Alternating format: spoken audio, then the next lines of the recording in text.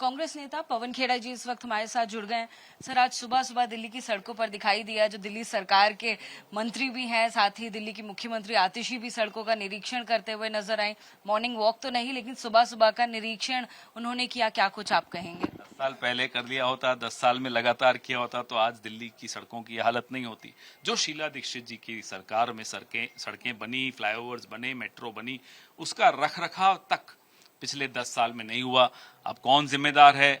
केंद्र सरकार जिम्मेदार है या राज्य सरकार जिम्मेदार है, ये आपस में तय कर लें। लेकिन दिल्ली की जनता अब ये तय कर चुकी है कि इन दोनों से निजात पानी जरूरी है और कांग्रेस को लाना जरूरी है। कई सारे पोस्टर्स भी अब दिल्ली में लग गए हैं इसी से संबंधित। आपने वो पोस्टर्स भी देखे होंगे सर, उस पर क्या रिएक्शन होगा? मैंने नहीं देखे, मैं बाहर था, लेकिन मैं समझ सकता हूं किस तरह के पोस्टर होंगे।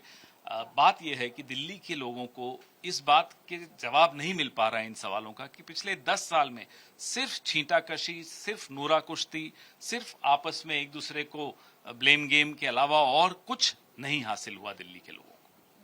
साथ ही सर, गृह मंत्री अमित शाह की बात करें तो उन्होंने काफी गंभीर आरोप राहुल गांधी जी के ऊपर लगाया। उन्होंने कहा कि जो हरियाणा में रैलियां हो रही हैं उसमें पाकिस्तान के नारे लगाए जा रहे हैं और राहुल गांधी चुप हैं। जिस दिन अमित शाह साहब या इनके बाकी साथी भारतीय जनता पार्टी के पाकिस्तान का नाम लेना शुरू कर देते हैं चुनाव से पहले, समझ लीजिए नतीजा आ गया और उनको मालूम है वो हारने वाले हैं।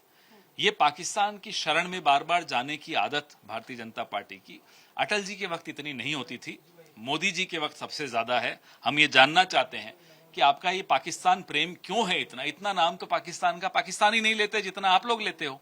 और क्यों आप पठानकोट में आईएसआई को लेकर आए, क्यों आपने आईएसआई को क्लीन चिट दी, इसका भी जवाब हरियाणा के जवानों को देते जाइए।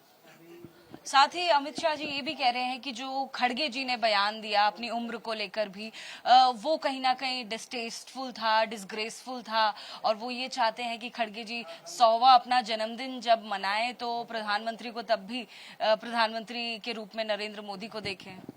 देखिए, अब अमित शाह डिस्टेस्टफुल बोलना सीख गए हैं और इस शब्द का मतलब समझना सीख गए, तो हो सकता है आने वाले दिनों में उनकी भी भाषा थोड़ी सुधरेगी। लेकिन उन्हें यह समझ लेना चाहिए नरेंद्र मोदी अप्रासंगिक होते चले जा रहे हैं और वो खुद भी अप्रासंगिक होते चले जा रहे हैं।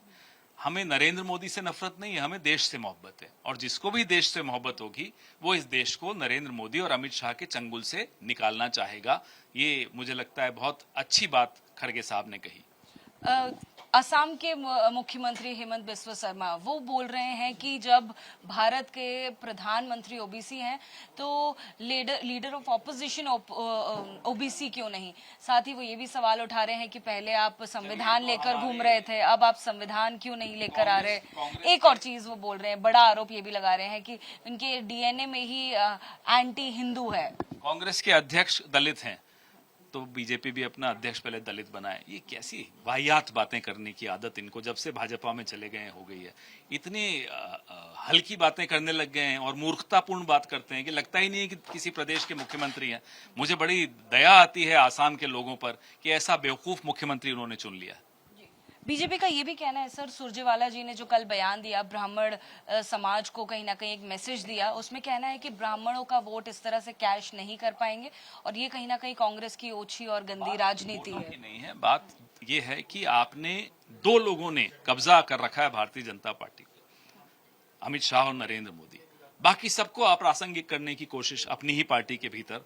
तो ये जो मुद्दा रणदीप सुरजेवाला जी ने उठाया, बिल्कुल सही उठाया है।